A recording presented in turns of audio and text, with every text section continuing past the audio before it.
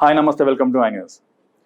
Siliguri corridor దీనిని రాష్ట్ర ప్రభుత్వం వెస్ట్ బెంగాల్ కేంద్రానికి దారాదత్తం చేసింది.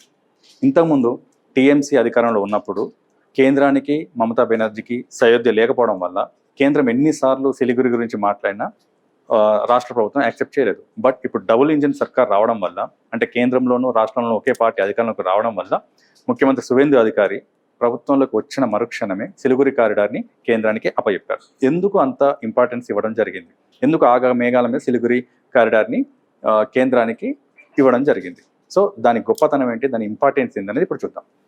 సిలిగురి కారిడార్ అనేది మన భారతదేశాన్ని మొత్తాన్ని కూడా ఈశాన్య రాష్ట్రాలతో కలుపుతుంది. ఇది కొన్ని చోట్ల 20 నుంచి 22 కిలోమీటర్ల వెడల్పు మాత్రమే ఉంటుంది. కానీ ఇది మన దేశానికి ఆయువు పట్టు.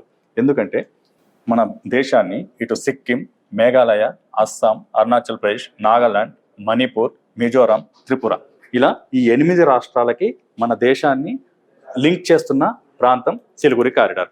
దీనికి ఎడమ వైపున వెస్ట్ సైడ్ నేపాల్ ఉంటుంది, ఇటువైపు భూటాన్, పైన చైనా, కింద బంగ్లాదేశ్. ఇవి సరిహద్దులుగా ఉన్న దేశాలు.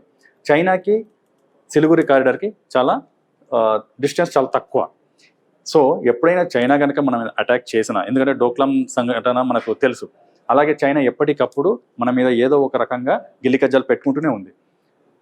చైనా ఆల్రెడీ బంగ్లాదేశ్లో ఎక్కువగా ఇన్ఫ్రాస్ట్రక్చర్ని పెట్టడానికి ప్రయత్నం చేస్తుంది. బంగ్లాదేశ్లో ఎంత అనిశ్చితి ఉంది, ఇండియా పైన ఎంత వెళ్ళగక్కుతున్నారో మనకు తెలుసు.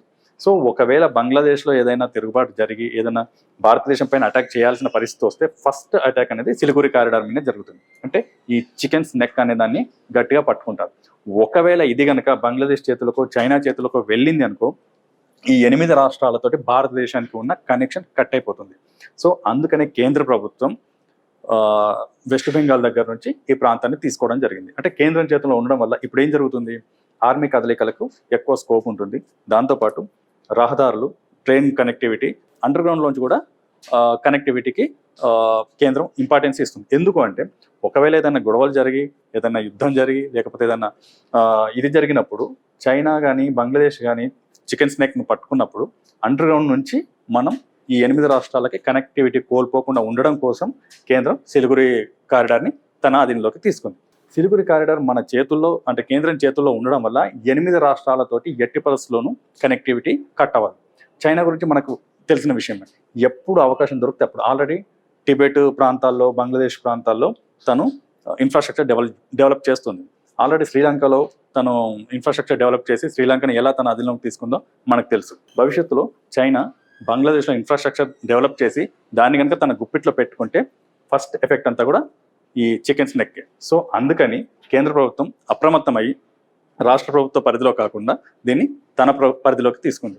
ఇప్పుడు చికెన్స్ నెక్ అనేది కేంద్రం అధీనంలో ఉండడం వల్ల ఈశాన్య రాష్ట్రాలకు భద్రత పెరుగుతుంది.